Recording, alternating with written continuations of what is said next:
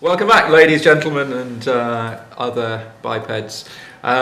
We are going in now to the fourth game in the matchup of the World Championship semi-finals 2017. Coming into this game, Austin Shin leads Harshan Lamabadusuriya 2-1.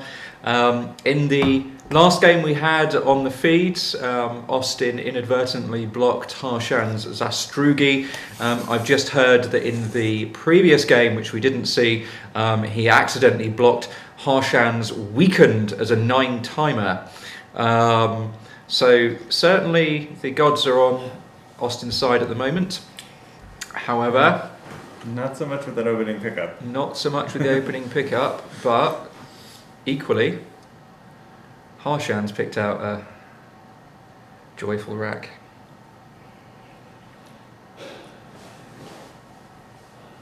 Yeah, that's an interesting opening rack for Austin, because like Wheatley is there and it scores points, but the keep is terrible. Mm-hmm.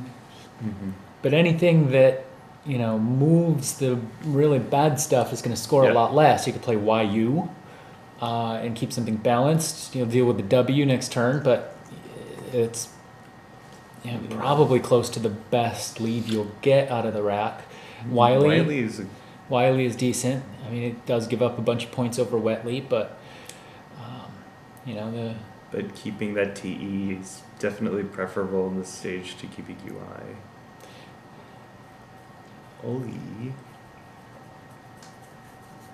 Oli, yeah, there's a bunch of there's YU. He's going through all the different options. Just for interest's sake, running the sim at the moment, I've included exchange YUW, but currently simming top by a reasonable margin is Wiley, giving UTE. Doesn't give much away. Where does it prefer Wiley? Why does it prefer Wiley? Where? Oh, where? G8. Yeah. So the standard position. Yeah.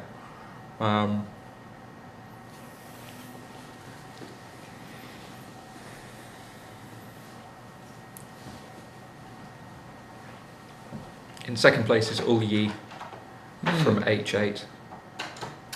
Slightly surprising to me. Well, in third place is Ul Yi from 8F.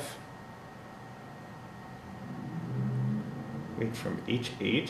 F from from No, 8F. I was just commenting that it sounded like one of those was a vertical. I get the numbers and letters the wrong way around. Oh, sometimes. okay. Wheatley is sitting in sixth place at the moment. And well, interesting. So he's done the Wapnick thing of if in doubt. If in doubt, take the score. Yep.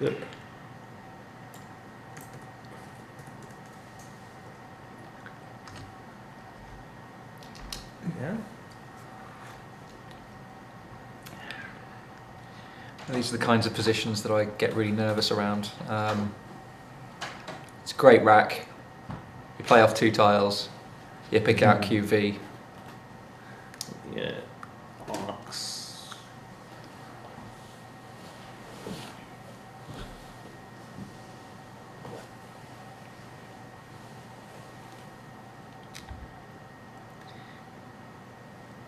I mean, ideally you want to keep EIRST, but the Ox player is going to create a big score. You don't want to be in a situation where you have to bingo to get back into the game at this early stage. OERST isn't that much worse of a keep, so something like ticks off the T is certainly worth considering. And also you're keeping the O to hook above and below the Y. Plays from Austin are almost certainly going to be down onto the E or maybe off the W, so you should get floaters. I mean, there's a huge amount of potential there. Looking at the sims, interesting. So the sims are suggesting that XI at E9 across has the edge. Ox and ticks are more or less equal. Not far behind. He's played Ox. I mean, it's not a massive issue.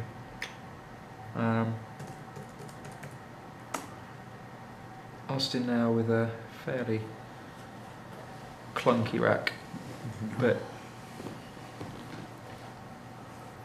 And setup. Harshan has a pretty easy rack. Ox is interesting because what do you infer from that?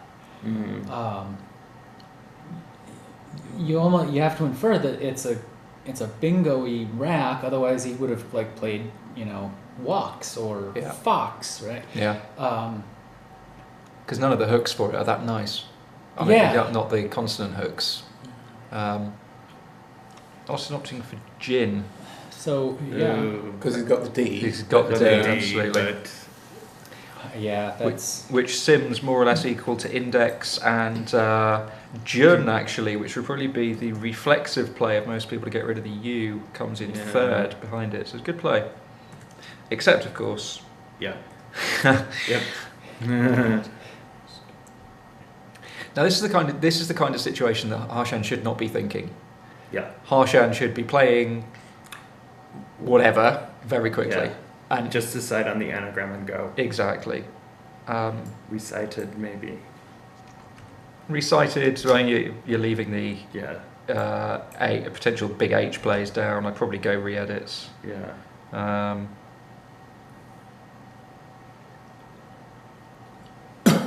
But yeah, you don't mess around with this.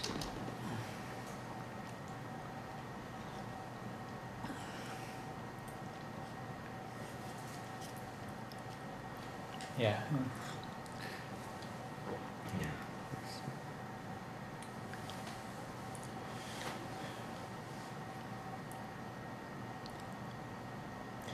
Yeah, going back to the ox play a second, it's interesting. The turn after the ox play, you can infer your opponent doesn't have any of the front hooks, and they've only played 2 tiles, so it's not imperative to go out of your way to block it necessarily if you don't have it. Okay, so Harshan plays Rested. Simming at 6 points of equity behind. Probably for defensive reasons. Re-edits doesn't really give anything away, there's no risk. But it's all much of a muchness at this stage. I mean, a bingo's a bingo, and it was all going to score the same.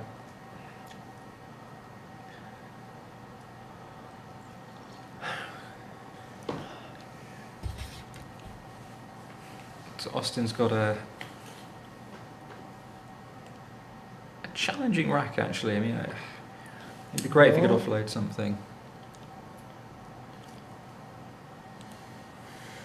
If he could offload something through the eye using the hops Yes. hook, but the problem is, what's the keep? URR. I guess there's a certain amount of security blanketness of having the blank, but you can only give that so much leeway. I mean, it still needs some sort of synergy. It's quite a volatile spot to take out as well. Yeah. Oh yeah, I mean, Harshan could have rubbish and offload the V down Yeah, there exactly, or something for a huge that's it. score. Mm-hmm. I guess the nice thing about playing something like Hind right now is your opponent's just played 7 tiles, so you can't draw an inference. They've got an S. They've not been messing around. He says, then looking at Harshan's rack. Yes. Yes. Well, you're right. It's Yeah. less likely to have a rack than Yeah. a random. Not Yeah. to say random rack, Yeah. but And if an you're unseen having, rack would more likely have an S. and if you're having a problematic leave, then you want to make it a shorter leave. So hind instead of perhaps hid or hin, just because the extra tile is on average going to help you more than it'll hurt you. Mm-hmm.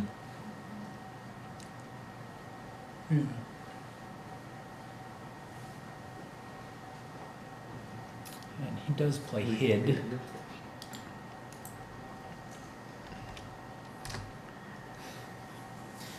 Yeah, Hid comes in 7% win behind it. It's actually quite a bit down, so you would classify that as an error in other situations.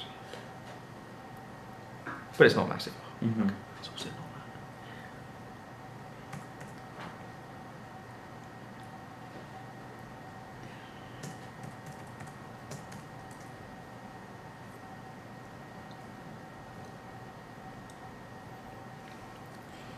There is some synergic value in keeping the N to go with the U. Mm. Yes.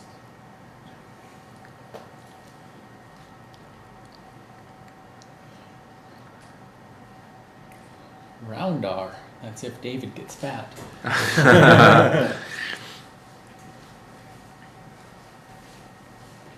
But of course, grandeur.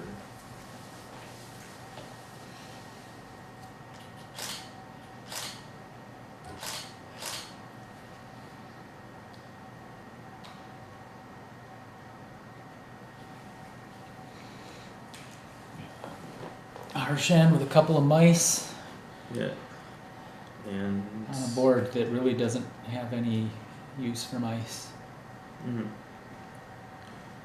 I quite like the look of seam actually across the top of Wetley, keeping SNG, which is a very synergic keep. I mean, G you'd usually avoid, but where you have the N, it's pretty good. You're setting up the remaining S that you have, which is one of only, well, there's only one S out then. Mhm. It really kills that position because MY only takes the C on the end.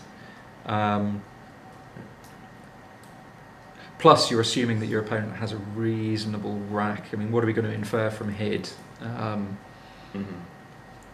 Consonant heavy. Constant heavy, absolutely, because otherwise he should be able to extend down to the triple. Mhm.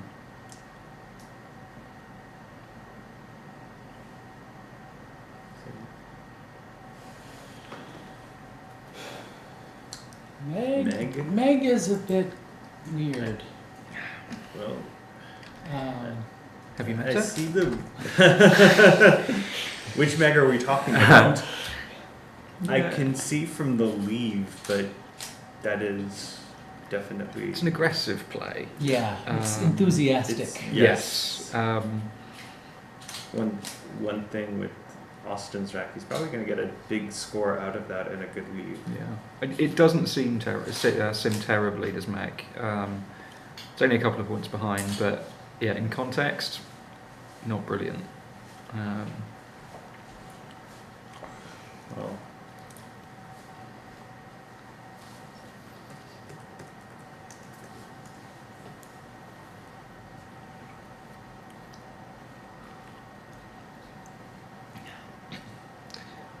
So yeah, Austin has Dura,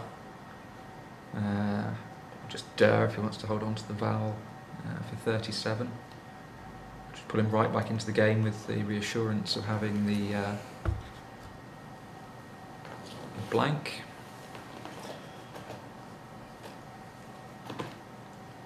Yeah, and probably the other inference you can draw from HID is that there's probably not other super clunky consonants. Sure, there's definitely nothing else that fits in front of Ox, so he doesn't have W, he doesn't have V, he doesn't have F. What other consonants would he have, right? Mm. And if you think about it, a D and an R are pretty good possibilities to put Austin on after he plays HID. You know, you can make an inference that he probably has something to hook there and is probably going to get a pretty good comeback. And, you know, as long as he has a vowel to play underneath the G, you know, he'll get a good comeback, dump some terrible consonants, some one-point consonants for a pretty good score. So in the context of the inference, Meg is a weird play. Because I think you can infer, because I think you can infer that he's holding the hooks and you're going to get burned. Mm-hmm.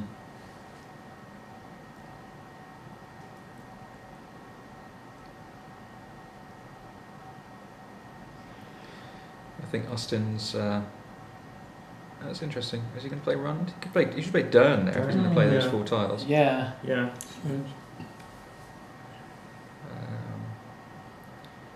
So Rund is 2.5% win behind, 4 points of equity, and it's an error, not a major one, but I mean Dura tops the simulation there, and I think for clear reasons. Yeah, I mean, maybe if you have the slightest doubt on Hided, Yeah. you know, you gotta. True.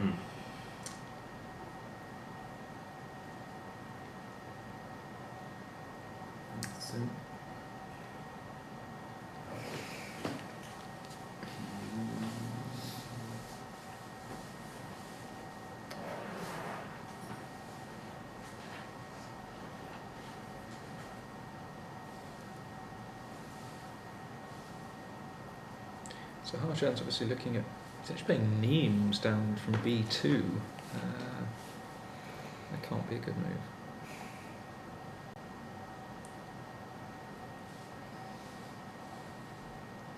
I mean, it scores well, but then, yeah. I think the reason that Neems is doing so well is that the board is so bad for Harshan's rack.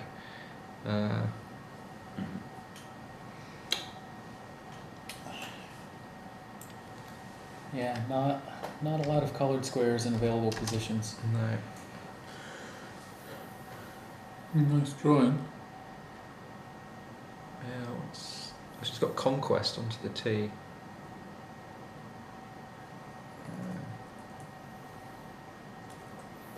Will it be blocked as Austin has been doing?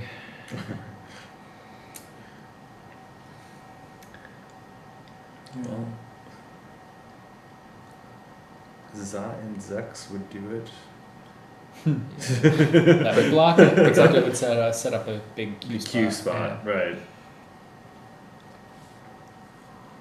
So I guess. Yeah, Austin's played Azo, which is pretty standard expectation. Great keep, great score. Leaves Conquest. But it should give him some counterplay. Yeah, Yes. absolutely. Especially with the Q blank. coming on Nemo and the blank on his rack.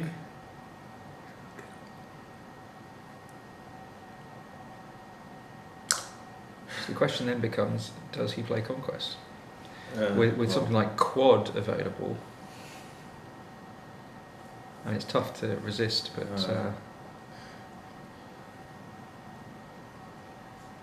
70 points puts you 64 in front.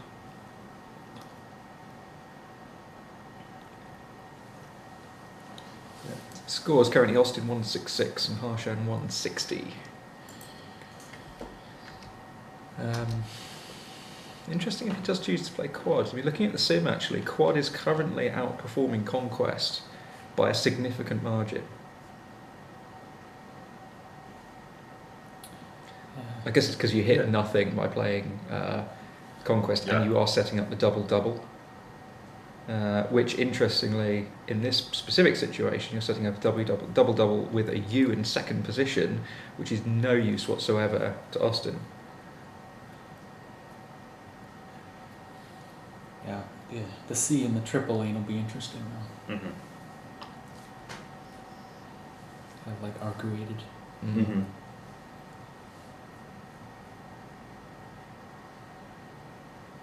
And the board itself is pretty bad for scoring otherwise, so if you do play quad, you restrict your opponent's scoring quite a bit. Although you will have quadrate off of quad. Yeah. So this is one of those situations again where you're thinking, right, you're thinking, right, I'm going to play this and I'm going to draw the blank. I'm going to play 7 tiles, so I've given myself the maximum chance of drawing the blank, so it gains value by that. And you're also thinking, if you're in a negative frame of mind, I'm keeping 3 consonants in my blank, I'm going to draw 3 more consonants, and I'm still going to have this blank in 4 moves. Yeah. But he should be reassured by the fact that there are still 8 A's, only 6 E's, loads of I's, loads of O's. Update from our other game. David Eldar 268 and Gautam is on 241, and Gautam is just overdrawn. Good play by Harshan, good play. It's difficult to pass up a bonus like that, but yeah, very, very solid decision making. It's different to the point of 22 points of equity.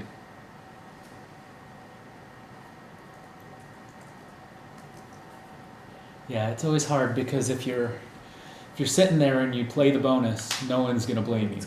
No, absolutely. If you pass it up, then there's a chance that if you're wrong that you'll look very silly.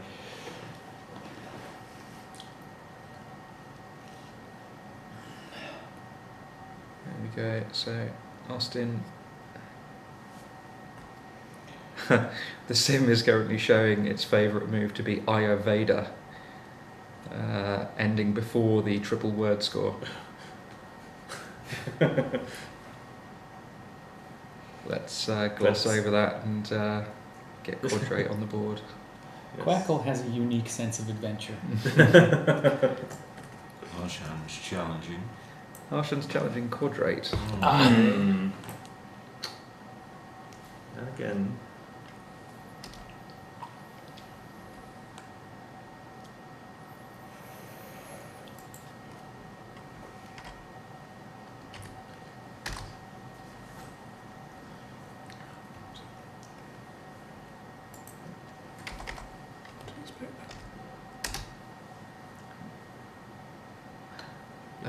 Yeah.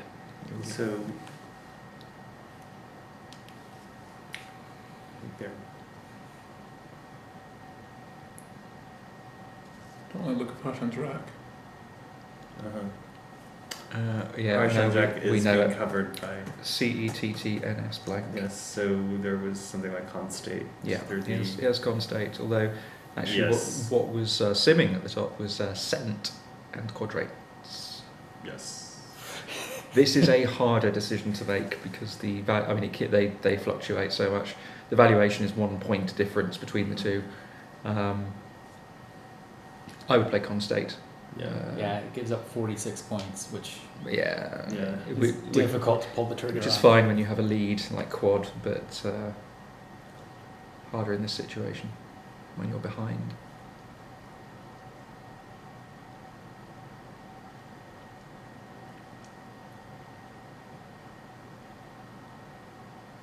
Yeah, he has to play that.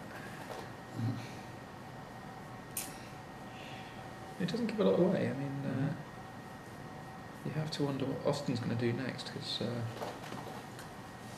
scoring opportunities few and far between. Yeah. Yeah, constate played. Again, sound decision, very, very marginal favourite over cent, but the right move. Also bearing in mind the J and the Z are on are seen, the O is less of a risk. Not that you'd worry about that too much, but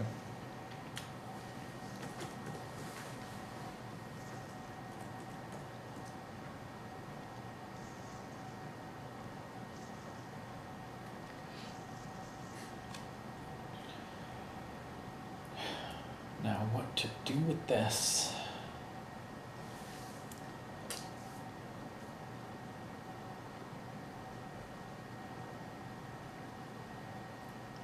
tough board, few scoring opportunities.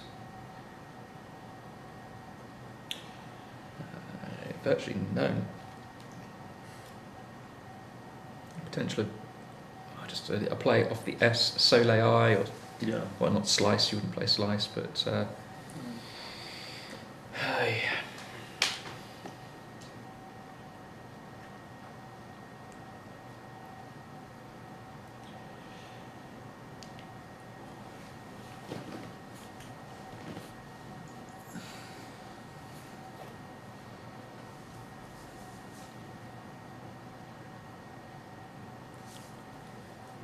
Austin's got Soleil lined up in his rack, but it's difficult to see any other worthwhile move.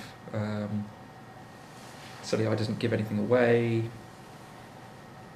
It's you're pretty much forced into the play, really. I mean, it's Crackle suggests that or slice, and that's basically it. Yeah. I would say Harshan's in a situation where we're probably going to see Fleg get played, given what he's got on his rack.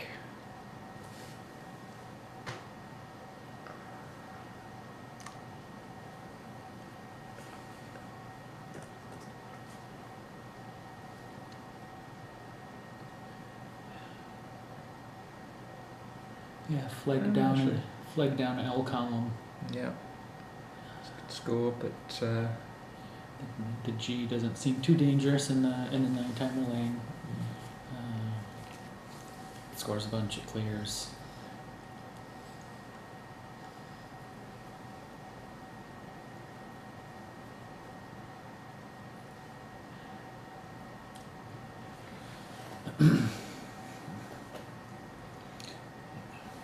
Yeah, Yeah, it's kind of the first thing that stands out. I think this one's going to be a fairly dour battle, given the way that the board is forming. I mean, what are the hot spots? Probably extensions for Res. Plays across the top of Wetley still could do well.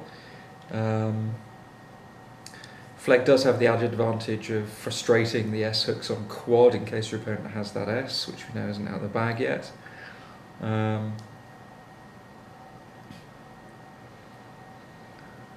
But yeah, scores for anything that's not a bonus,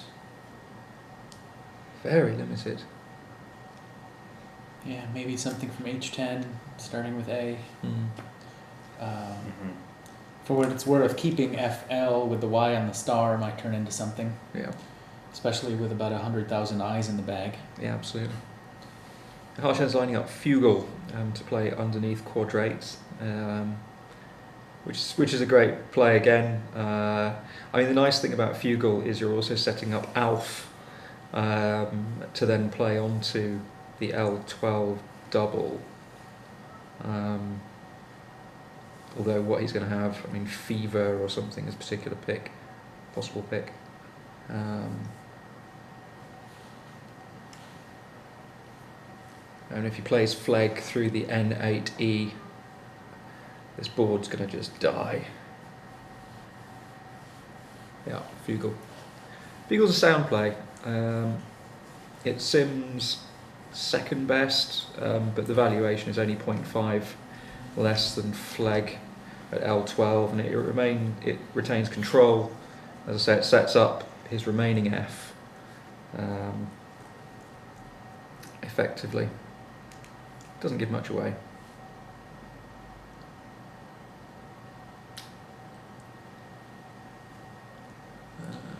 Harshan likes showing us his arm.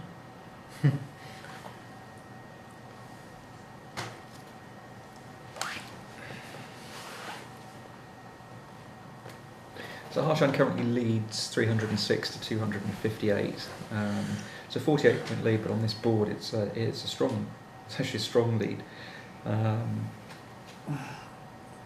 Austin's going to need a fortunate draw to play a bonus to catch up. Absolutely. That's there is only one E unseen from his point of view. The bag is clunky.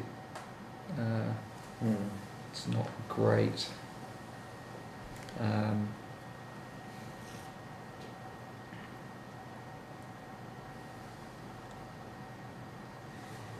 Quackle is suggesting just playing GI at J6,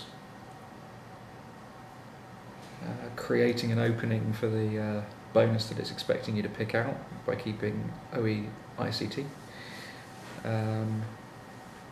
Its second choice, which actually I quite like, is Goetic at I12. That's a really killing move that takes away a lot of threat. Turns over 5, keeps the 1E.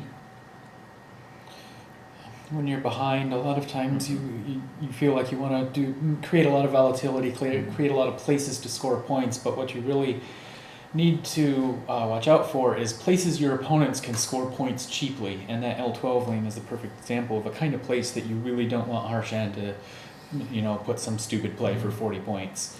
And it makes it much, much more difficult to come back when you bingo, but there are all these different hotspots open for some 4-tile play for 36 or 40. So something like Goetic hedges against that sort of play, and then Austin can draw into a bingo and restrict the its scoring chances for Harshan in the interim.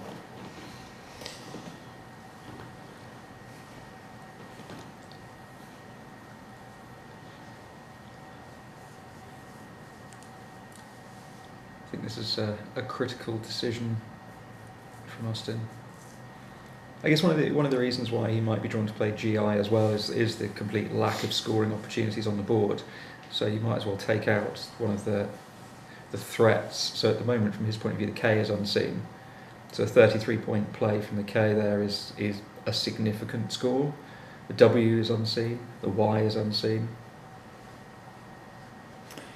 Have an update from our other game. It's still underway, but we have David Eldar 466 and then Gautam 366. David just picked up 5p for a challenge on Begaze.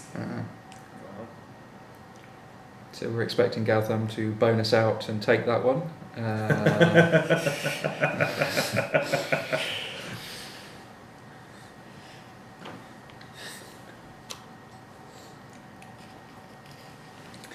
This is the point at which I'd be sitting there thinking, I really wish I was playing If Only, because then I just get it over with, play Eklogite, turn over one of my eyes, and move on with the game.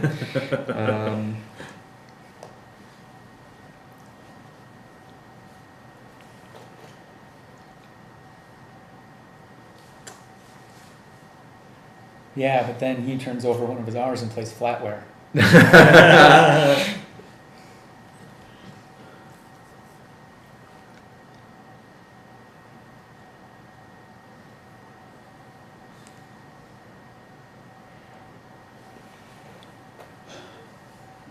So yeah, if Austin does play GI, it sets up the GO and the IN. And given his keep, what sort of thing could he draw to pull a bonus that plays there? He's holding like TIC, which would suggest a C ending bingo, but that's not going to fit on the board. No, I think it's so we've got three R's unseen, so it's banking on an R. You could draw the other T for Cotier, N for Noticer. You get the A's, many A's for erotical onto the L.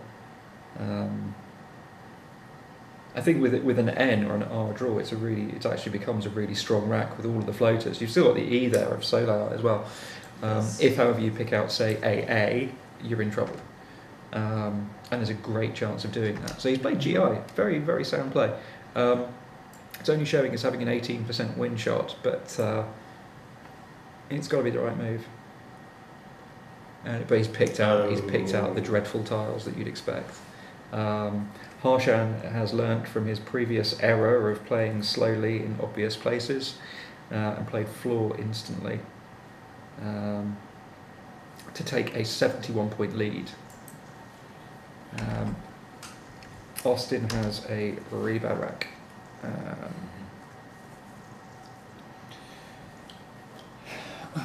And I've got a feeling it's going to say something like fish off OI. And sure enough, fishing off OI is already featuring very strongly in the sim. Harshan's got Rustier Yeah. And Harshan's got Rustier. and quads. Yeah. So Harshan's got Rustier. Unlikely, Yeah. it's never going to get blocked. And So I it's mean, one. it also plays at I1. Yeah. So that's basically the win. GGTY. Yeah. I mean, the only thing that could go wrong is if it gets blocked in the bottom, he plays it at the top and gives up a 9-timer. Yeah. But this What sequence? If there's some block at the bottom. So none of the top plays block Rustier. M13 OI is currently simming best, which is only a 5.5% win. How about Coty? Coty does, but he's not going to blow. Well, Yeah, he's got it set up. We're trying to keep the game live, and yeah. just imagine he does. Yeah. No. yeah, that's He's blowing his consonant and he's looking at. Well, he's played it, Whoa. so it gives him a shot. Yeah, all right.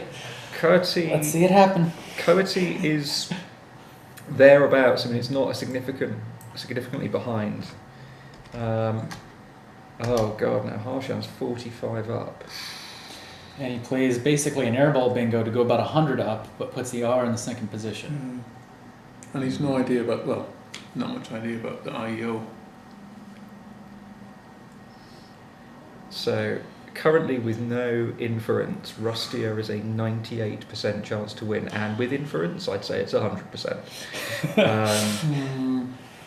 Now that pickup, it should be 100%. This is going to be telling of Harshan's mindset now. If you're coming into this game in a positive mindset and an aggressive, non-defensive mindset. I've got this. You play Rostia, you sit back and you smile. Nigel at this point would be gently stroking his beard, look at it for a while, plan his next trip to Asia, and then just play the bingo and win. But right now, I'm going to stick in with inference.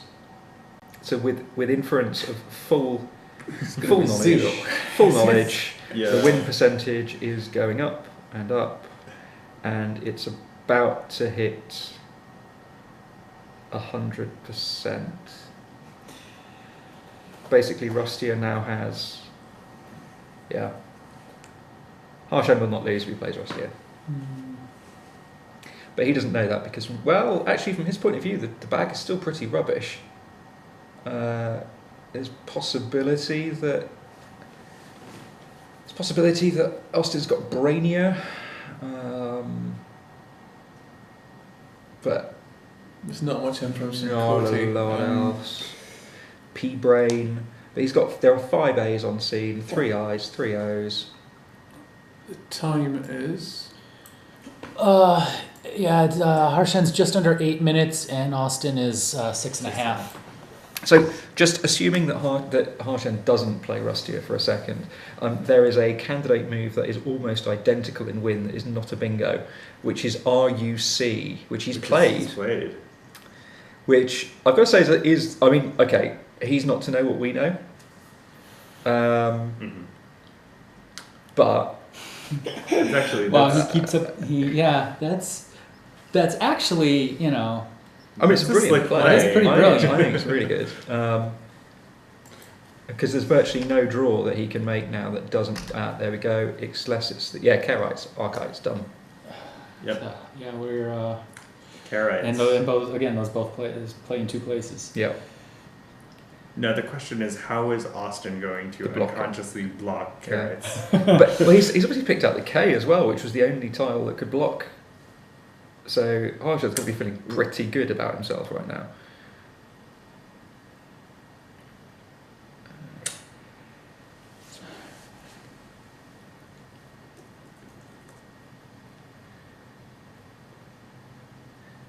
So that's an interesting spot to pass up the bingo. Like Brainier is out. Like that's the only way you could lose. And if you lose, you're done. You're going home.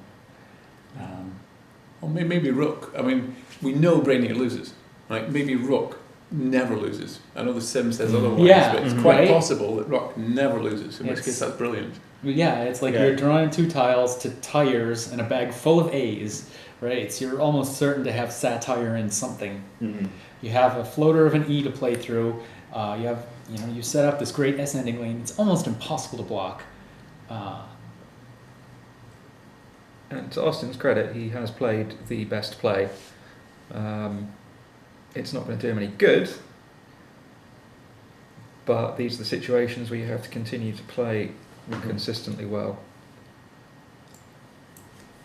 So, Kerites, 104. GGTY, when's the next game start? Yeah. Do we know what the spread situation is? That's who's starting the final game. No. Do not know. Yeah. I will ask. They'll know, Yeah. and they might take their time to. Yeah. So Or if it's not close, they'll play out quickly. Yeah, they're combined for another 11 minutes on their clock, so we could be here for a bit. What are all your plans for dinner tonight? Kerites played. Mm-hmm. Austin is staring down the barrel.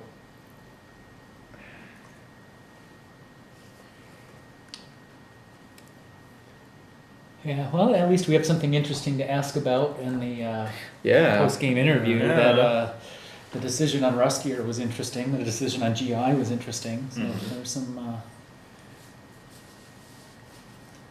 good stuff that we'll get from the players once the game finishes. The championship player, unsurprisingly, has no win, even a vague outside chance. So Yeah, and I think Austin realises this and just wants to get the game over with. Mm-hmm. Which suggests that the spread isn't crucial for the start. Yeah. They must know who's starting.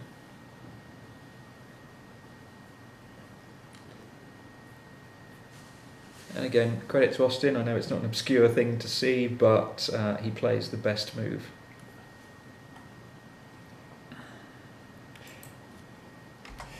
David Eldar has 6 tiles on his rack, including a blank. So the bag is empty, and he is ahead 495 to 438. So unless something crazy happens, we'll be getting the 2 of them for the final game of the day. Austin has drawn Ovarian. A little late for that. A little late for that, unless, let's have a look. So if Harshan plays OP and par, 3, 4, 5, 6, 10, 11, 12, 13, 15, 16, 48, 98, that would win. Something tells me that's not going to happen. Probably not. He might be ruining not playing twin in the previous game, so he just wants to make another setup. Yeah, right. Possibly not. What is the worst possible play? The pessimal play. That would be OH. Can you play pessimally? Actually, no, would it be? OH would be worse than OP. Would yeah. ON? IN. Oh yeah. IN would be the worst. Yeah.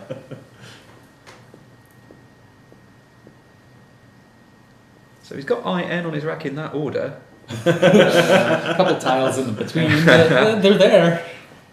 He's considering it. Yeah. Mm-hmm. Right now, I would be looking at Vino and going, right, if he plays an 8 that I don't know, with the letters of Ovarian plus this V, slots the V on the double letter score, will I lose? The answer is no.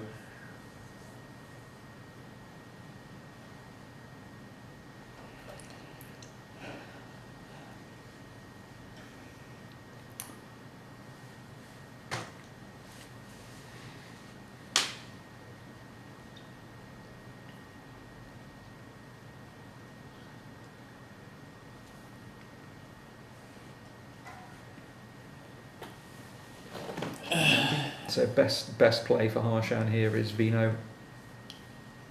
Or Vina. They're both equal. Vino and Vina are both equal.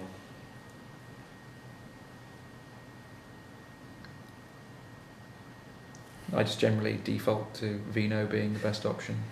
Usually is. Well, usually in Vino Veritas, but in this case it was Karites. Yeah. Yeah, I'm still here. Yeah, Vino. The correct play.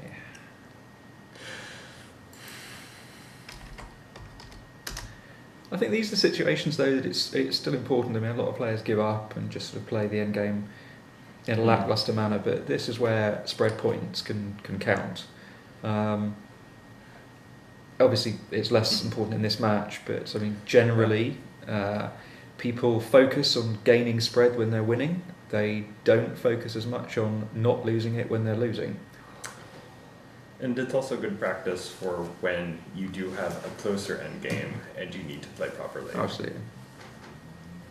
My first game against Mark, I had won the game last year, and it was where I played out. Parev blocked his outplay with his 2 U's and then left myself to go out. I could have just played anything at that point because I knew that I won the game. But I think it's important just as an exercise. Mm-hmm. In this case, Austin's best play is Ovarial onto the L. It's relatively straightforward because you know that Harshan's going to go out.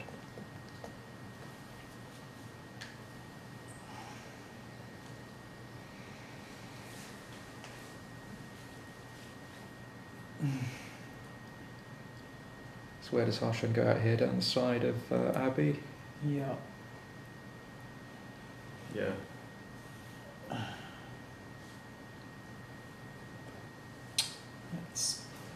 probably it. I mean, Yeah, it is, because if he played Vino, then he would have set up Par on the other side for their identical score.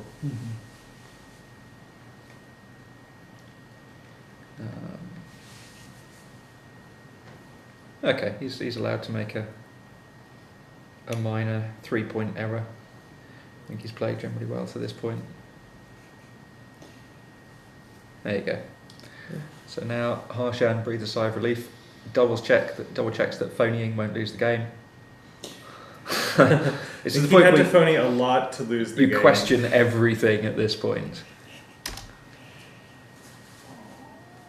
I think when you're up 141 points, you can breathe a little more easily.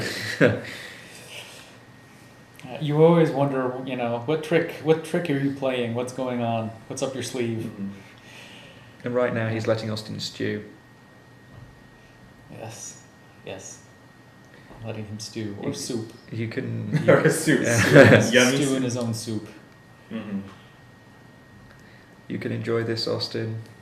Look at me, I'm in control. I've got 3 tiles and I've got at least 15 seconds on my clock. Boom. Game over. And that is the game. Congratulations to Harshan Lamabadusuriya, who draws the series. And it's official, David Eldar has also drawn his series, so both the semifinals are going to a deciding 5th game. Very exciting. So final scores were Harshan 519 and Austin 370. No, 519 is yeah. 523, whatever, doesn't really matter. Whatever it is, Harshan has won. Yeah, 519 because it's double one. Sorry. Definitely the couple of really interesting plays. I think Harshan's game stepped up a gear there. He played very, very consistently. Fugal was good. Quad was a great decision. Ruck, I think we'd have to look into it a lot more depth, but when you've got a 1 in 100 chance of losing by playing a move, Ruck was great. The fact he picked up the K as well certainly helped, but he was pretty much guaranteed to win at that point. So I think very, very strongly played. Couple of questionable moves from Austin. Probably that HID play stopped his rack from maturing. Rund rather than Dern or Durra. And Wetley keeping IU, but can you really criticise someone for grabbing the points? It's not always obvious that you should sacrifice 10 points to still keep the U.